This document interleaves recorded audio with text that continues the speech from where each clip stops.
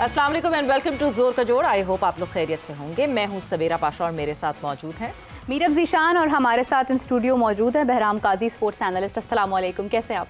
वालेकुम अस्सलाम और शो पे दावत देने का बहुत बहुत शुक्रिया। वैसे तो I have joined a few times remotely, मगर आज स्टूडियो में बैठकर मज़ा आ रहा है। राइट, उनके साथ मौजूद है हाफिज़ इमरान, स्पोर्ट्स जर्नलिस्ट। अस्सलाम वालेकुम। बहुत शुक्रिया। सबसे पहले जानते हैं व्हाट्सएप इन स्पोर्ट्स में हमारे पास क्या खबरें हैं। सो व्हाट्सएप इन स्पोर्ट्स की सबसे पहले बात करें तो एशिया कप और ट्राई नेशन सीरीज़ के लिए कौमी स्क्वाड जो है वो दुबई पहुंच चुका है और 21 से लेके 27 अगस्त तक प्री सीरीज़ ट्रेनिंग का कैंप लगेगा। इसी के साथ बात की जाए तो भारतीय खिलाड़ियों के पाकिस्तान के खिलाफ मैच खेलने पर तनकीद नहीं होनी चाहिए, कहना है सुनील गावस्कर ने। एशिया कप में पाकिस्तान के खिलाफ खेलने को भारतीय खिलाड़ियों की मजबूरी करार दे दिया। अगर हुकूमत कहती है तो वो खेलेंगे, अगर हुकूमत मना करती है तो वो नहीं खेलेंगे, ये कहना है सुनील गावस्कर का।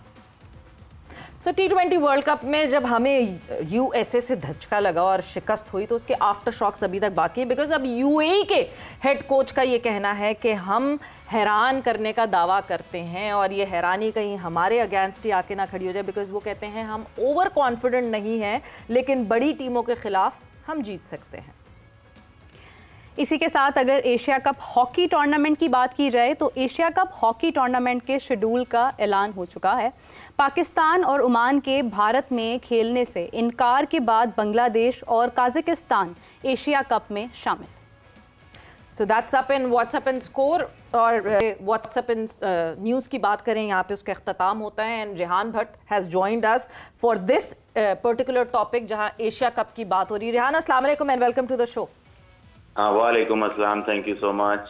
रेहान, ये क्या अचानक से हुआ? क्योंकि जो है पहले खबरें कहीं आ रही थी कि वीज़ाज अप्लाई हो रहे हैं, फिर सन्नाटा था कि एशिया कप में जाएंगे कि नहीं जाएंगे, एंड देन अचानक से हुआ कि हाँ जी एशिया कप में पाकिस्तान नहीं होगी, एंड अब फिर बांग्लादेश एंड काज़ाकिस्तान। क्या कहानी है पीछे पीछे, क्या क्या हो रहा था? What's cooking? देखो सवेरा, सबसे पहले तो मैं ये कहूँगा कि पाकिस्तान ने जब इंडिया में एशिया कप हुआ तो मतलब कि होस्ट कर रहा था इंडिया, तो उसी वक्त इस चीज़ के ऊपर उन्होंने पाकिस्तान ने कह दिया था कि हम नहीं खेलेंगे, लेकिन जो हमारी गवर्नमेंट कहेगी हम उसके साथ जाएंगे। गवर्नमेंट ने अभी तक जो भी फैसला करना था या जो भी था वो तो पहले ही क्लियर था कि पाकिस्तान टीम जो है वो इंडिया जाके नहीं खेलेगी, बिकॉज ऑफ कि इंडिया में पाकिस्तान अगर जाके खेलता है तो उसको जो धमकियां आई पहले, उसके बाद होटल में स्टे करना, एक जेल के माहौल की तरह रह के प्लेयर परफॉर्म नहीं कर सकता, तो वो पाकिस्तान ने तो जाना नहीं था, पाकिस्तान नहीं गया।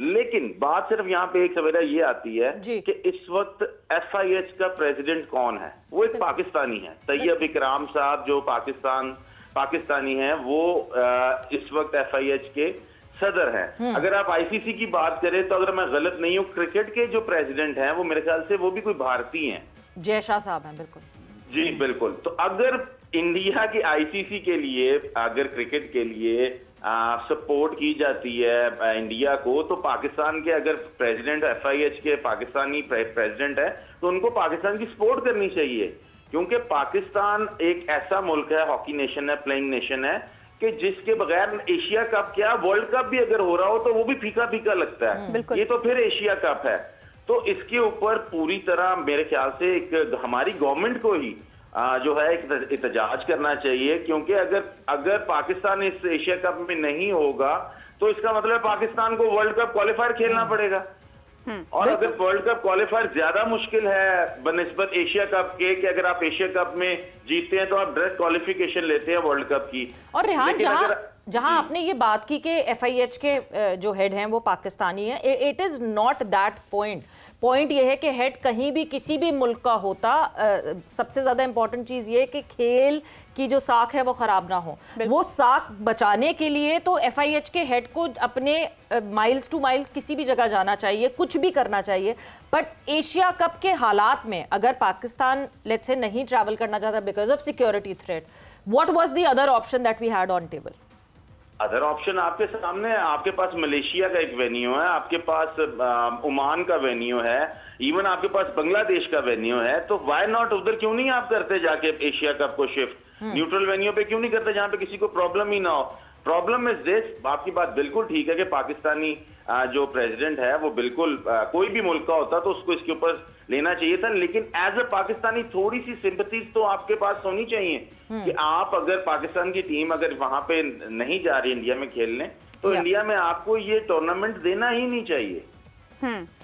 रेहान, अगर हम इसी बात को कंटिन्यू करें कि जिस तरह पहले चैंपियंस ट्रॉफी में भी इशू हुआ कि इंडिया ने कहा कि हमें पाकिस्तान नहीं आना, तो उन्होंने बहुत पहले से हाइब्रिड मॉडल का जिक्र करना शुरू कर दिया। लेकिन अगर पाकिस्तान को डाउट था कि वो मे बी इंडिया नहीं जाएंगे, तो वो क्या पहले से ऐसी कोई डिमांड नहीं कर सकते थे कि हमें आप हाइब्रिड के लिए कोई मुल्क हमारे लिए आप रखिए जहाँ पर हम मैचेस खेल सकें?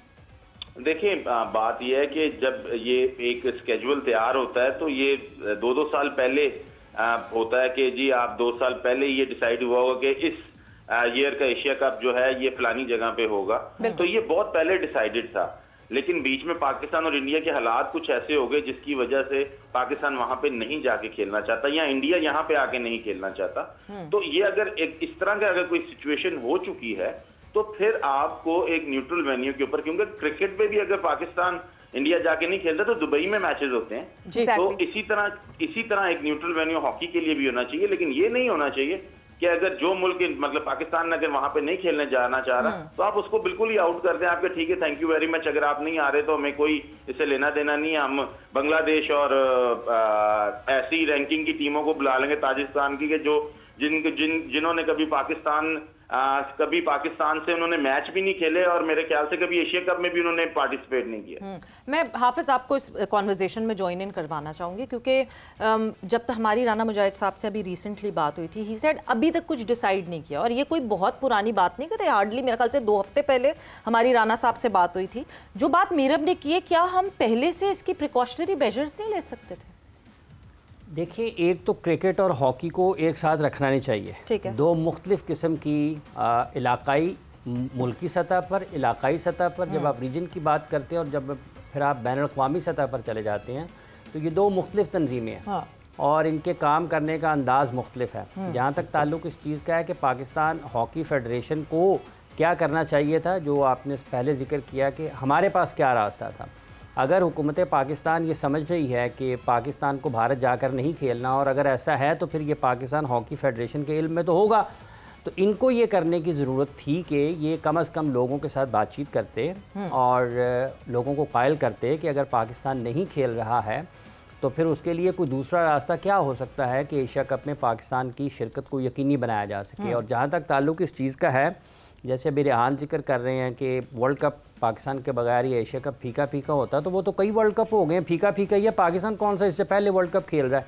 पाकिस्तान हॉकी वर्ल्ड कप से बाहर ही है। तो ये वही हाल है। अगर आप जैसे आज पाकिस्तान क्रिकेट की लोग बात करते हैं कि हमारे बगैर नहीं हो सकता, तो ये जो भट्ट साहब जिक्र कर रहे हैं ना, फीके वर्ल्ड कप कई गुजर गए हुए हैं, ठीक है। अब तो उसमें से बिल्कुल मेरा ख्याल वो प्लेट ही ख़त्म हो गई होगी जिसमें हम जायका चखते हैं कि ये फीका है या नहीं है, इसमें नमक मिर्च कितना है।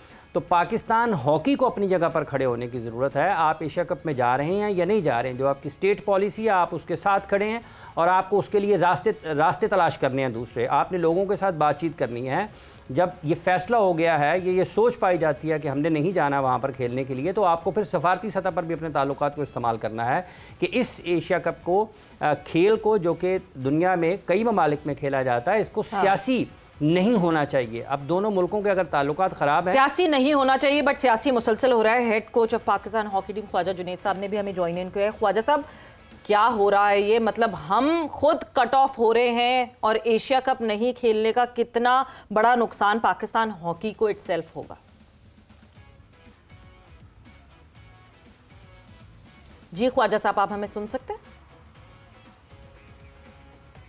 अच्छा जी, ठीक है। हाफिज साहब, आपकी बात पर ही हम मज़ीद डिस्कशन में आपसे पूछना चाहूँगी कि अगर हम कंपैरिजन नहीं कर सकते हैं क्रिकेट का और हॉकी का, इट्स कम्प्लीटली ओके, लेकिन ये है कि हम मैनेजमेंट के मामला तो सीख सकते हैं ना, कि जिस तरह हमने पहले फेस किया कि एक इशू इतना ड्रैग हुआ चैम्पियंस ट्रॉफी का, अभी हमारे सामने एक हॉकी का इशू है।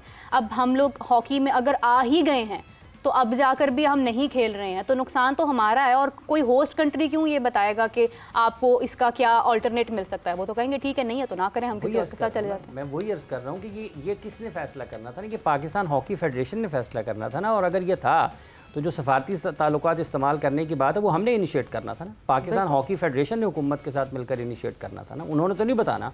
अगर उन्होंने नहीं बताना तो क्या हमने भी खामोश रहना है? हमें आगे आना है ना, हमने अपना रास्ता निकालना है, हमने लोगों के साथ बातचीत करनी है। आप नहीं खेल रहे होते हैं अच्छी जगह पर, आपकी रैंकिंग अच्छी नहीं होती, आप बैनुल-अक़वामी सतह पर अच्छा खेल पेश नहीं कर रहे होते हैं किसी भी खेल में, तो फिर आपकी वो बातचीत होती भी नहीं है, लोग आपको उतना उस अंदाज से नहीं देखते हैं। लेकिन जब आप नहीं लेते लोग, लेकिन जब आप सफारती सतह पर जाते हैं, इस वक्त जो हालात हैं उनका बेहतर तरीके से इस्तेमाल करते हैं, आपको लोगों के पास हुकूमती सतह पर भी जाना पड़ेगा, आपको अपने वज़ीर ख़ारजा से मिलना पड़ेगा, आपको प्राइम मिनिस्टर से रिक्वेस्ट करना पड़ेगी कि ये जो एशियाई ममालिक हैं उनके सामने ये मुद्दा रखा जाना चाहिए, क्योंकि जब कभी भी मुल्कों के ताल्लुकात सही होना होते हैं तो खेल ही उसका सबसे पहला और वाहिद और बड़ा जरिया होते हैं। बट हाफिज, उससे पहले जो है पाकिस्तान हॉकी फेडरेशन को हाउस एंड ऑर्डर करना पड़ेगा, बिकॉज आप हाइट सोचें, हम पाकिस्तान क्रिकेट बोर्ड पे क्रिटिसाइज करते हैं, हम उनकी मिसमैनेजमेंट की बात करते हैं, मगर पाकिस्तान हॉकी फेडरेशन के जो पाकिस्तान हॉकी के कप्तान हैं अम्माद भट्ट, वो भी कहते हैं कि हाँ जी मोहसिन नकवी पाकिस्तान हॉकी फेडरेशन को संभाल लें। तो यानी इतने बुरे हालात हैं पाकिस्तान हॉकी फेडरेशन के पाकिस्तान क्रिकेट जो है बोर्ड वो उनको अच्छा लग रहा है। बिल्कुल, मतलब पीएचएफ की जो नाकामियां हैं सबके सामने ही हैं, बहुत देर से इस तरह का चक्कर चलता हुआ जा रहा है। जब मैं बड़ा हो रहा था, आप कह लें अर्ली 2000s में, तो फिर पाकिस्तान ब्रॉन्ज मेडलिस्ट टीम थी, रैबो बैंक ट्रॉफी जीते, शकील अब्बासी ने गोल्स मारे थे, एंड एक रेलेवेंस थी हॉकी के अंदर पाकिस्तान की। मगर जब आप क्रिकेट से कंपैरिजन करते हैं, हॉकी में मेरा उतना नो हाउ नहीं है, मगर मैं आपको ये बता सकता हूँ क्रिकेट दुनिया में सेकेंड मोस्ट वॉच स्पोर्ट है। क्रिकेट एक बहुत बड़ी अनटैप्ड मार्केट है, पाकिस्तान आईबॉल्स लाता है। पाकिस्तान की बेशक इंडिया जितनी कंट्रीब्यूशन ना हो फाइनेंशियल, कुछ तो है, सिग्निफिकेंट है कि वो इस तरह पाकिस्तान को बाहर नहीं कर सकते एशिया कप से, जिसकी वजह से देखिए इतना सब कुछ होने के बाद भी क्रिकेट में हम देख रहे हैं कि दोनों ममालिक जो हैं इनकी टीमें खेलेंगी आपस में।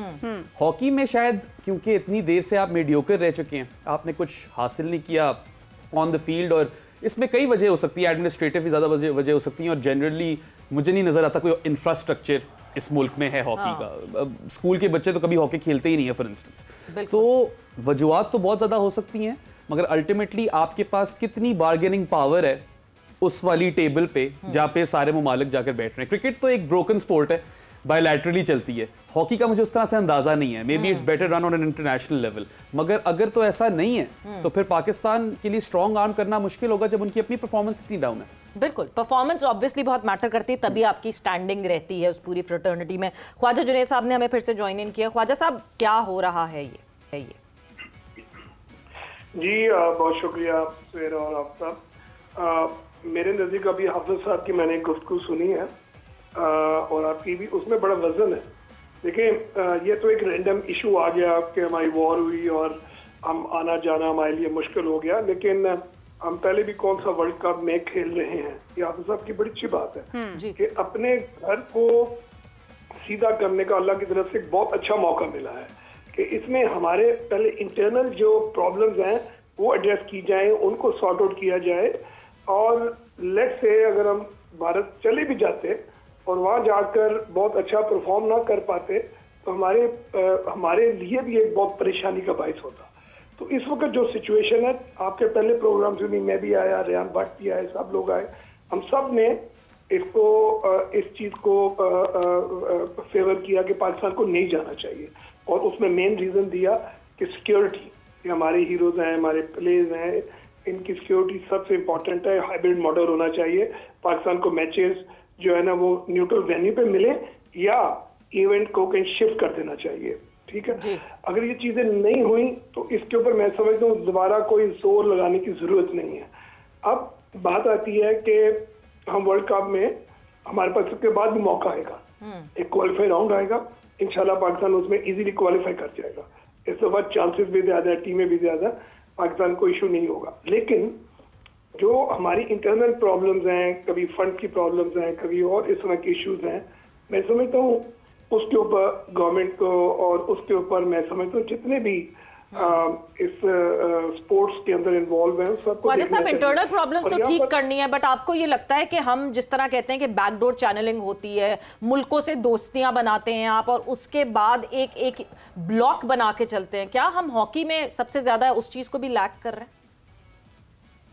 जी बिल्कुल, मैं आपसे बिल्कुल एग्री करता हूँ कि ये बिल्कुल एक स्पोर्ट्स की जो डिप्लोमेसी है वो हमेशा रहती है और उसमें कभी पॉलिटिक्स इन्वॉल्व नहीं होती है, और यही जो होती है ना बाउंड्रीज को गिराती है। स्पोर्ट्स एक ऐसा मीडियम, ऐसा प्लेटफॉर्म है जो बहुत ज्यादा ग्रीवेंसेस को जो होता है ना वो बिल्कुल न्यूट्रलाइज कर देता है। तो अभी जो आपने बात की है, देखिए उस लेवल पे अब लोगों की इन्वॉल्वमेंट चाहिए होती है कि आपके पास ऐसे कौन से लोग हैं। मैं on the top of that सवेरा यहाँ ये चाहूंगा कि देखें अभी आप लोगों ने बहुत एफर्ट की है, मैं बड़ा इसको क्रेडिट देता हूँ समाज चैनल को कि आपने बड़े अरसे से इसके ऊपर हॉकी के प्रोग्राम्स किए हैं। लेकिन इस वक्त मैं समझता हूँ कि स्पोर्ट्स नेशनल स्पोर्ट्स पॉलिसी बननी चाहिए, ना कि सिर्फ क्रिकेट की पॉलिसी हो कि क्रिकेट ये करेगी, पूरी खेलों की पॉलिसी हो। अभी देखें कभी पता चलता है जी कि इंडिया की कबड्डी की टीम खेल के चली गई या कोई क्लब बाई चली गई, ठीक है, मतलब ये चीजें या तो सबके लिए होनी चाहिए या टोटल बंद होनी चाहिए। तो इस वक्त हम लोग लैग कर रहे हैं, पाकिस्तान इसको पीछे है। पाकिस्तान को अपनी एक स्पोर्ट्स जो पॉलिसी है वो मरतब करनी चाहिए, वो तमाम खेलों पे लागू होनी चाहिए। और उसके बाद मैं समझता हूँ कि देखें जिस तरह हॉकी को हमेशा से ही इदारों ने ऑन किया, मैं ये बड़ी खुल के बात करता हूँ, जो लोग इसको फेडरेशन में बैठे हैं वो भी मेरे साथ इत्तेफाक करेंगे कि हमें फंड्स का रोना रहता है और हम at the 11th our sure करते हैं। हमें ऐसे इदारे को इस खेल को ऑन करना चाहिए जिसके साथ रहते हुए में फंड्स की प्रॉब्लम ना हो। तो ये मेरा ये आइडिया, मेरे ख्याल में अगर रेहान से पूछे, ये भी टेक्नोक्रेट है, ये भी शायद इस चीज को सेकंड करेगा कि हम किसी के खिलाफ बात नहीं कर रहे, किसी की हमारे पास कोई ऐसी नहीं है कि हम तरफदारी कर रहे हैं। ये हम हॉकी की बेहतरी की बात नहीं, आप पाकिस्तान की हॉकी को बेहतर करना चाहते हैं, इस वजह से ऑब्वियसली आपने बात की है। Rehan, what's your take on that? देखो सवेरा, पहले तो जो बात की कि हमें बिल्कुल जो एशियाई मुल्क हैं इनके साथ बैठ के बातचीत करनी चाहिए थी, लेकिन जो सेक्रेटरी साहब हैं वो तो पिछले बयानों में कहते रहे कि हम लोग मीटिंग्स करने जाते रहे हैं, लेकिन वो मीटिंग्स किधर की हैं उन्होंने मुझे समझ नहीं आई अभी तक। रेहान, सबसे बड़ा मसला यही है, जब हम क्लैरिटी की बात कर रहे हैं, जुनैद साहब ने पॉलिसी की क्लैरिटी की बात की, आप दोनों ने हमारे शो पे ये कहा कि नहीं जाना चाहिए पाकिस्तान को, मगर जब राना मुजाहिद साहब जो कि सेक्रेटरी है पाकिस्तान हॉकी फेडरेशन की, उनसे पूछा गया तो उन्होंने कहा नहीं जी अभी तक कुछ डिसाइड नहीं हुआ। बस ये सवेरा ये ऐसे ही डिसाइड नहीं है और ये कर लेंगे, ये हो जाएगा, यही हम पिछले कई सालों से सुनते आ रहे हैं। जो ख्वाजा जुनैद साहब ने बात की है अभी, और वो बड़ी ही वैलिड बात है, क्योंकि पाकिस्तान की हॉकी उस वक्त तक फंड से महरूम रहेगी जब तक कोई भी एक ऑफिशियल, जिसे आप कहते हैं गवर्नमेंट का कोई अच्छा इदारे का प्रेसिडेंट इसको टेक ओवर नहीं करेगा, क्योंकि ना बुख्ती साहब पैसे ला सकते हैं, ना राना मुजाहिद साहब पैसे ला सकते हैं, और मेरे ख्याल से इनको मिलने भी नहीं है, ना ही दिए जाने हैं। तो लिहाजा इससे बेहतर है कि पाकिस्तान की हॉकी को बचाने के लिए तो ये फैसला कर लिया जाए कि किसी भी एक ऐसे इदारे के चेयरमैन को हेड बना दिया जाए हॉकी का, कि जिसके जो वो इदारा इस हॉकी को ऑन करे और वो डायरेक्टली वजीर आजम से भी बात कर सकते हैं। रेहान साहब, मैं कतर कलामी की माजरत चाहती हूँ, लेकिन अगर आप अब क्रिकेट को देखते हैं तो मोहसिन नकवी साहब से बेहतरीन चेयरमैन कौन हो सकता है? वो उसको हेड कर रहे हैं, लेकिन फिर भी मामला तो क्रिकेट के भी खराब है। डोंट यू थिंक कि मैनेजमेंट से ज्यादा इंपॉर्टेंट खिलाड़ियों की अपनी परफॉर्मेंसेज भी हैं? देखिए, हमारे खिलाड़ी, अगर आप पीछे बात करती हैं तो बगैर फंड्स के, बगैर डेली अलाउंसेस के फाइनल्स खेले हैं, दोनों टूर्नामेंट का फाइनल पाकिस्तान खेला है। लेकिन बात सिर्फ वही आ जाती है कि जब प्लेयर्स को डेली अलाउंसेस ही मिलेंगे।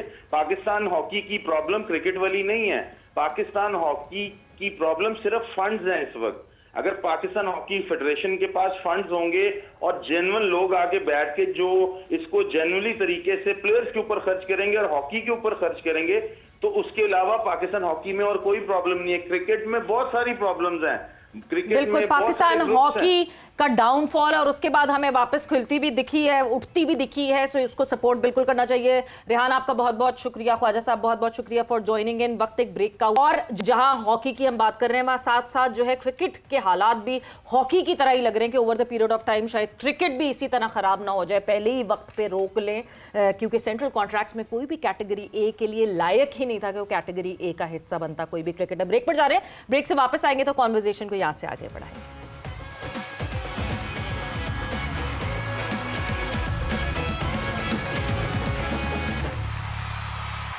एंड वेलकम बैक टू जोर का जोर। और जहां बात हो रही थी पाकिस्तान हॉकी की, now coming towards Pakistan cricket क्योंकि लगता है ऐसे ही है, और जिन्होंने वो देखा है पाकिस्तान हॉकी का जवाल होता हुआ, वो कहते हैं पाकिस्तान क्रिकेट भी कहीं ना कहीं उसी वर्ज पे पहुंचती जा रही है।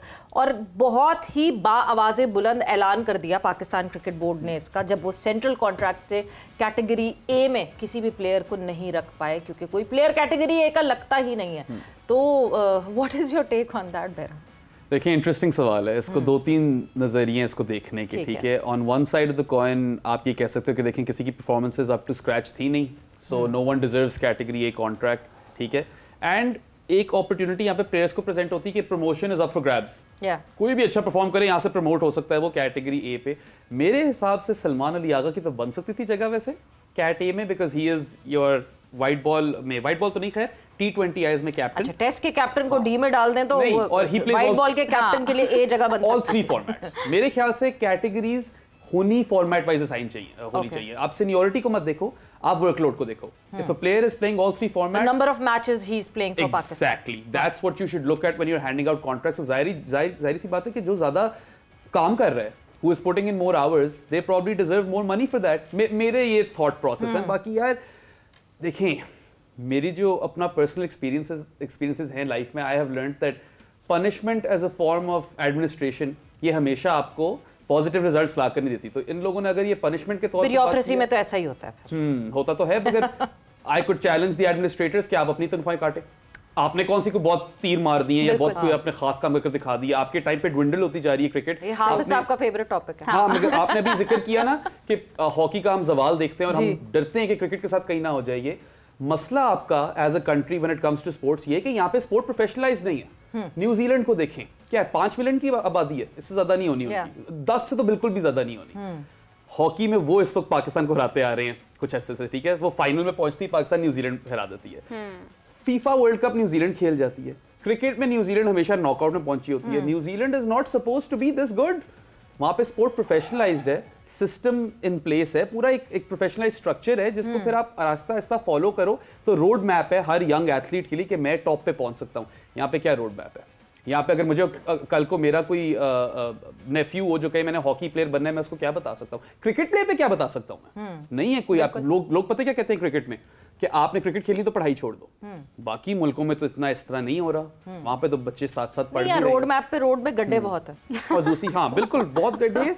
और देखें सेंट्रल कॉन्ट्रैक्ट मैं कहता हूँ आप बेशक ना भी दो कैटेगरी ए, मगर आप हमें बताओ फिर कि दीज आर द फंड्स जो हमने बचाए हैं, और ये ट्रांसपेरेंसी दिखाओ कि अब ये वाले फंड्स हम इधर अलॉट कर रहे हैं, इस एरिया को बेहतर कर रहे हैं। खुद तो आप लोगों के पेचेक्स अभी भी कम नहीं हुए। एडमिनिस्ट्रेशन फेलियर्स भी तो है। एज यू सेड कि there is an opportunity as well for the cricketers, लेकिन व्हाट इफ सुफियान मुकीम को मौका ही नहीं मिल रहा? वो अच्छा खेल सकता है बट वो मौका ही बार-बार अबरार को दे रहे हैं। So Abrar got the chance to come to the A category. तो फिर सुफियान का क्या कसूर है इसमें? तो फिर मौका देने की बात भी आ जाएगी। ये सीनियरिटी देखते हैं ना, यही तो मैं कह रहा हूँ। I don't think that's the correct system. आप देखो वर्कलोड और फिर आप देखो परफॉर्मेंस, उस हिसाब से आप कैटेगरीज असाइन करो। अब टेस्ट कैप्टन जो हैं वो मेरे ख्याल से कैटेगरी डी में बिल्कुल नहीं होने चाहिए। आप 5 डे क्रिकेट खेल रहे हो वहाँ पे, ठीक है। एंड टेस्ट क्रिकेट को जो इन लोगों ने कॉन्ट्रैक्ट्स डिश आउट किए हैं, मुझे नजर ही आ रहा है कोई खास इन लोगों ने इंपॉर्टेंस नहीं दी हुई। आई थिंक टेस्ट क्रिकेटर्स को जनरली थोड़े पैसे ज्यादा मिलने चाहिए क्योंकि आप चाहते हो कि टेस्ट क्रिकेट जिंदा रहे। डिफरेंस मैं आपको बताती हूँ। हाफिज मैं आपकी तरफ आऊंगी बिकॉज हम टेस्ट क्रिकेट की बात करते हैं और फिर हम शॉर्टर फॉर्मेट की बात करते हैं। कोच का बहुत लेना देना होता है जब सेंट्रल कॉन्ट्रैक्ट्स अनाउंस हो रहे होते हैं। एक सेंट्रल कॉन्ट्रैक्ट जो कि शॉर्टर फॉर्मेट में, that is from a foreign coach. Test के हमारे लोकल देसी हमारे कोच हैं। टेस्ट को जितनी कम इंपॉर्टेंस दी गई है सेंट्रल कॉन्ट्रैक्ट में, साफ वाज़ेह है वो इस वजह से। माइक हैसन कब से आए हैं पाकिस्तान टीम के कोच बने हैं? वो थोड़े से टाइम हुआ है। थोड़े से टाइम। आप कैसे की कह सकते हैं कि आप उसको इतना इख्तियार दे दें कि वो पाकिस्तान के सेंट्रल कॉन्ट्रैक्ट के बारे में फैसले करे? ये तो आपकी जो आपके क्रिकेट चलाने वाले लोग हैं, आकिब जावेद साथ होंगे, ऐसा नहीं कि अकेला माइक हैसन की कॉल होगी। ठीक है ना। तो यही है ना, एक शख्स अभी इसको 2-3 महीने हुए हैं, वो आपके लड़कों के साथ, प्लेयर्स के साथ ना उसको पता कि कौन कितना कर सकता है, किसकी फील्डिंग कैसी है, किसी के काम करने का अंदाज क्या है, उसकी रिकमेंडेशंस कैसे हो सकती हैं इस सतह पे कि आप उसके ऊपर फैसला करें। नहीं हाफिज साहब, किस बेसिस पे सेंट्रल कॉन्ट्रैक्ट होना चाहिए? आपसे मैं अगर पूछूं कि किन बेसिस पे सेंट्रल कॉन्ट्रैक्ट होना चाहिए, क्या फ्यूचर प्लान को देखते हुए होना चाहिए? सेंट्रल कॉन्ट्रैक्ट, पहले ये सवाल है कि सेंट्रल कॉन्ट्रैक्ट देने वाला कौन है? क्या वो उस मायार पर पूरा उतरता है कि उसको वो फैसला करने की समझ बूझ और इख्तियार उसमें है? फिर तो कोई सेंट्रल कॉन्ट्रैक्ट नहीं मिल सकता। नहीं, फिर आप उन लोगों को लाएं जिनको ये पता हो कि सेंट्रल कॉन्ट्रैक्ट कैसे दिए जाते हैं। हाँ। ये सबसे अब ये ना कि एक शख्स को, किसी को भी, ये क्यों दुनिया में कवानीन बने हुए हैं ना, किसी वजह से बने जाते हैं ना, कवानीन किसी वजह से बनते हैं, ठीक है। और जो कवानीन बनाते हैं उनको जाके देखें कि उनकी जिंदगियां कहां पर लगी हैं, फिर लोग उनके बनाए कवानीन के ऊपर अमल करते हैं। आपका क्या क्राइटेरिया होता है सेंट्रल कॉन्ट्रैक्ट का? किसका? सेंट्रल कॉन्ट्रैक्ट के लिए आपका क्या क्राइटेरिया होता? पास सीजन या पास साल की परफॉर्मेंस, या आगे आने वाले के प्लान्स के मेरे फ्यूचर प्लान्स में ये लड़के इंपॉर्टेंट हैं? आप मिक्सचर करते हैं, ठीक है, कि आपकी गुज़िश्ता साल की कारकर्दगी क्या है, आप मुस्तकबिल में किसको देख रहे हैं, आप उन दोनों को इकट्ठा करते हैं, ठीक है। ये ऐसे नहीं है कि एक रात मुझे ख्याल आया, सोया मैं, ख्वाब आया, अगले दिन उठ के मैंने सब कुछ बदल दिया। आपको आगे किसने लेकर जाना है, आप उन लोगों को साथ रखते हैं, और जो आपके चले आ रहे हैं 2, 3, 4 बरसों से, आप उनको साथ रखते हैं, मिलाकर आप आगे लेकर चलते हैं। ऐसे नहीं होता कि एक शख्स आपके पूरे साल में कोई क्रिकेट ना खेले और ये सेंट्रल कॉन्ट्रैक्ट में, और वो सेंट्रल कॉन्ट्रैक्ट में है, बी कैटेगरी में है। शादाब खान साहब को तो ए कैटेगरी में होना चाहिए, ठीक है। फ़हीम अशरफ को तो ए कैटेगरी में होना चाहिए, ठीक है। और ये जो सऊद शकील और शान मसूद और खुरम शहजाद हैं, इनको तो central contract Pakistan cricket board को देना ही नहीं चाहिए। ये क्यों उन्होंने खाली जगह पुर कर दी हैं, क्यों लोगों का हमें किसी और हकदार का हक मार दिया है? इस सेंट्रल कॉन्ट्रैक्ट को देख के ना आपके जहन में ये ख्याल आता है कि ये कौन लोग हैं, ये कहाँ आ गया हूँ मैं, ये कौन से लोग हैं जो पाकिस्तान की क्रिकेट के फैसले कर रहे हैं? ये बेमानी है 25-30 लोगों का डिस्कस करना। असल मसला ये है कि जो फैसले कर रहे हैं वो क्या कर रहे हैं। ए कैटेगरी आपने ख़त्म कर दी, ठीक है। बंदा खुदा, आप बताएं, ये जो बाबर आजम और उसके ऊपर चल रही है बहस, ये कंसिस्टेंसी वर्सेस स्ट्राइक रेट, और जिसको आपने कप्तान बनाया वो उसका क्या स्ट्राइक रेट है? बिल्कुल। ये फास्ट बॉलर्स पाकिस्तान के मुझे बताएं 2018 से आज तक कहाँ है हसनैन, कहाँ है शाहनवाज धानी, कहाँ है अरशद इकबाल? आप नंबर से गिने प्लेयर्स के, ये क्यों तबाह हुए हैं? हाँ। एहसानुल्लाह, ये बेड़ा गर्क किसने किया है? उसको सेंट्रल कॉन्ट्रैक्ट को इतना रोने की क्या चीज़ है? उनके ऊपर बात करें जिन लोगों ने कब्जा किया हुआ है वसाइल के ऊपर, जिन लोगों ने पाकिस्तान की क्रिकेट के ऊपर अपने पंजे गाड़े हुए हैं और वो खून चूस रहे हैं पाकिस्तान के नौजवान क्रिकेटर्स का, ये उन लोगों की नाकामी है। उनको बढ़ा दिया, वो पाकिस्तान के टॉप क्रिकेटर्स हैं। अब इसके बाद आप ये, फिर इसका मतलब ये है कि पीएसएल की सबसे बड़ी कैटेगरी कौन सी है जी?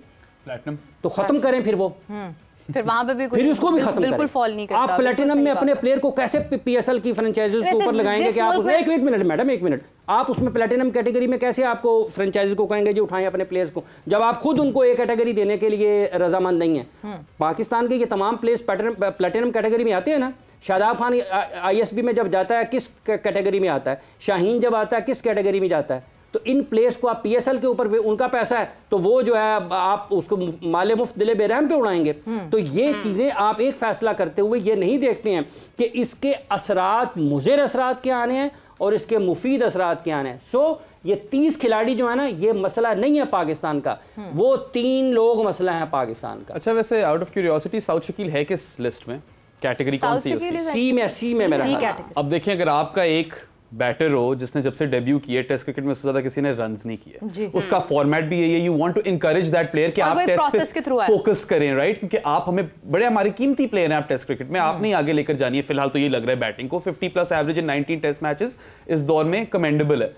सऊद शकील कैटेगरी सी में क्या कर रहे हैं? फिर तो आप वही बात है ना, you are discouraging your cricketers to play a certain format, और ये डेंजरस चीज है। आपने बात की टेस्ट क्रिकेट की कि सीरियसली हम नहीं ले रहे, खुद ही देख लें कि अजहर महमूद को आपने 2 सीरीज के लिए कोच बनाया है, नई साइकिल आई है। अगर आपने अजहर महमूद को ही कोच बनाना था, पूरी साइकिल के लिए महीने के लिए इसलिए कोच बनाया है क्योंकि वो उनका कॉन्ट्रैक्ट नहीं खत्म हो रहा था, तो पैसे आपको देने पड़ते हैं ना, if you are breaching the contract. Point is, तो कॉन्ट्रैक्ट ब्रीच नहीं करना था, तो इसलिए कहा चलो टेस्ट संभाल। पॉइंट इज, आपकी नई साइकिल आती है सवेरा, आप कहते हो कि अच्छा जी हमारी कौन सी 6 सीरीज है हम वो देख लें। उसके बाद वंस यू हैव सीन कि आपके अवे टूअर्स कौन से, आप कहते हैं अच्छा हमने घर पे जो 3 सीरीज खेलनी है, किससे खिलाफ खेलनी है, हमें किस तरह की सर्फेसेस चाहिए। इन सारी चीजों का जब आप जवाब आपको मिल जाएगा, फिर आप सोचते हो कि अच्छा इस तरह की जो क्रिकेट हम खेलना चाह रहे हैं, कौन सा कोच है जो हमें इस तरह की क्रिकेट खिला सकता है, उसको आप हायर करते हो। उसके साथ मीटिंग करके आप कहते हो कि यार this is our current captain, क्या आप इस साइकिल में इस कैप्टन के साथ कंटिन्यू करना चाहोगे कि कोई नया लड़का है, वो बता देगा आपको अपनी चॉइस, और फिर आप पूरे 2 साल उन्हीं लोगों के साथ रहो। ये तो 2 सीरीज के बाद अजहर महमूद गायब हो जाएंगे, जो भी कप्तान होगा या शान होगा या कोई और होगा, they'll get to work with a brand new coach. बहुत आइडियल सिनेरियो हम कहते हैं ना, हम वो मुल्क हैं जो गैरी कर्स्टन को बुलाते हैं, गिलेस्पी को बुलाते हैं, उनको सर पे बिठाते हैं, उनको कहते हैं कि अलिफ से लेके बे तक सारी चीजें A to Z आपने सब आपके ऊपर है, और राइट बिफोर वर्ल्ड कप बंद करके माइक हेसन को अभी कर रहे हैं, सारा कुछ आप छीन लेते हो, उसके बाद फिर आप कहते हैं टाटा bye bye. Match day strategist बन के रह जाते हैं ना, वो यही अल्फाज थे जेसन गिलेस्पी के, और I have my sympathies with him, क्योंकि यार this is not the job that they signed up for. आप हमेशा हम ये बात करते हैं क्रिकेटर्स, ये उसको जो ये किरदार था गिलेस्पी का, रोजाना की रोजमर्रा की बुनियाद पर रोजमर्रा के मामलात को, ये बाबर आजम, रिजवान या शाहीन या हारिस रऊफ ने तो नहीं बदला था। नहीं, उन लोगों ने तो नहीं बदला, नहीं तो एडमिनिस्ट्रेशन के फेलियर्स हैं, ठीक है।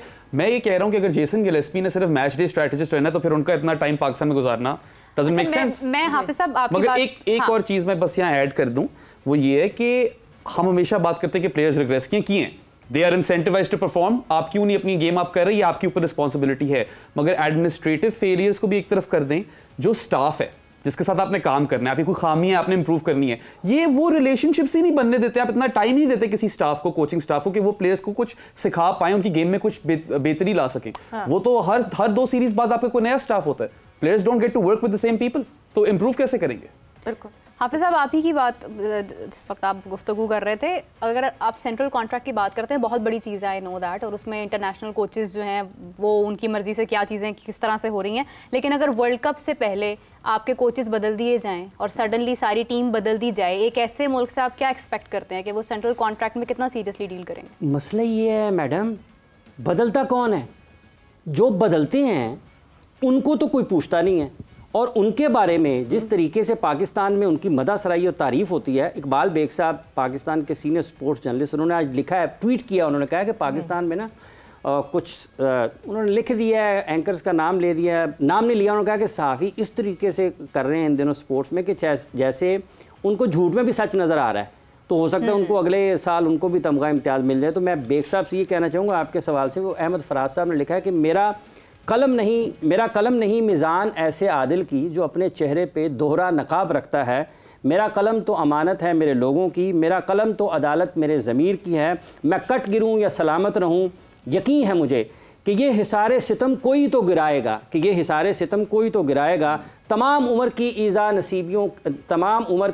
नसीबियों की कसम, मेरे कलम का सफ़र रायगा ना जाएगा। तो बेग साहब आप लिखते रहें और लोग लिखते रहेंगे, इसलिए ये उन लोगों के बारे में है जो फैसले कर रहे हैं, जो इख्तियारात रखते हैं, जो वसाइल पर काबिज़ हैं, जो पाकिस्तान क्रिकेट के होनहार क्रिकेटर्स के मुस्तकबिल को अपनी ख्वाहिशात की तकमील के लिए उनका बेड़ा गर्क करते हैं, उनके दरवाजे बंद करते हैं। ये सेंट्रल कॉन्ट्रैक्ट और जिस तरह से ये दिए गए हैं, ये उस पाकिस्तान में क्रिकेट की बदतरीन बदइंतज़ामी की सबसे बड़ी मिसाल आपको आज नज़र आती है। जब आप इंसाफ का गला घोंटते हैं, जब आप आवाज़ों को बंद करते हैं, जब आप लोगों का रास्ता रोकते हैं, जब आप कॉपी पेस्टर्स को नकल करने वालों को ऊपर लेकर आते हैं, तो फिर उसका नतीजा यही निकलता है कि आज रेहान बट पाकिस्तान के लिए कह रहा है जी कि वर्ल्ड कप में अगर पाकिस्तान नहीं होगा तो फीका फीका होगा। भाईजान फीका हो चुका है, पाकिस्तान की हॉकी की देख खत्म हो चुकी हुई है, और अब वो देख के ऊपर लोगों की क्रिकेट के ऊपर नजरें हैं, और यही नालायक लोग, यही जो जिनकी जहन अपने इर्द गिर्द उसके मराहत के गिर्द घूमता है, उनके हाथों में पाकिस्तान की क्रिकेट है। इसलिए सबसे बड़ा मसला पाकिस्तान क्रिकेट बोर्ड की उस आला इंतजामिया का है जो बरसों से पाकिस्तान के सबसे मकबूल खेल को उसको तबाह करने के दर पे है, अपने अपने लोगों को लगाने के लिए। देखें, चेयरमैन पाकिस्तान क्रिकेट बोर्ड के बारे में ये रिपोर्ट हुआ कि मैं तो जिस टीम को लगा लेता हूं अपने साथ, मैं उसको बदलता नहीं हूं। तो ये जो पाकिस्तान क्रिकेट के खिलाड़ी हैं, ये किसकी टीम है? ये चेयरमैन क्रिकेट बोर्ड की टीम नहीं है। ये क्यों बदले जा रहे हैं? दूसरी बात ये कि मैं समझता हूं सबसे बड़ा जो चैंपियंस ट्रॉफी में फेलियर था वो आपके सेलेक्टर्स का था। सेलेक्टर्स तो अभी भी वही हैं, राइट, जो इतनी ग्लेरिंग मिस्टेक्स कर सकते हैं कि खुशदिल शाह को आपने ओडीआई क्रिकेट में ऑलराउंडर के तहत रखा हुआ है। नहीं सेंस बनती ना इसकी। टी20 में मैं कहता हूं चलो यार मैं 1-2 ओवर निकाल लूंगा, 10 ओवर आपने दे दिए खुशदिल शाह को, विकेट नहीं आपको लेकर देंगे। अच्छे से अच्छे दिन पे शायद वो 40-45 रन खा ले। पॉइंट इज कि पाकिस्तान में, एंड आई थिंक ये क्रिकेट से बाहर भी जाती है चीज, मैं क्रिकेट के खास तौर पे ये चीज है, मैं बाकी स्पोर्ट्स पे उस तरह नहीं कह सकता।